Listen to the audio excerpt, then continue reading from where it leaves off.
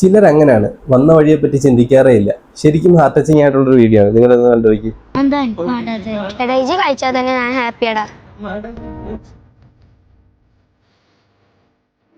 Okay, ഞങ്ങള് food കഴിക്കാനാ വിളിച്ചത്. നിങ്ങളുണ്ടോ? ഞാൻ പോവാലോ. ഇതിലിപ്പോ എന്താ? പിന്നെ ഇന്നലത്തെ ഒരു പൈസ ഇല്ലാന്നുണ്ടെങ്കിൽ പോരാൻ നിൽക്കണ്ട കേട്ടോ, അത് ആരാണെങ്കിലും.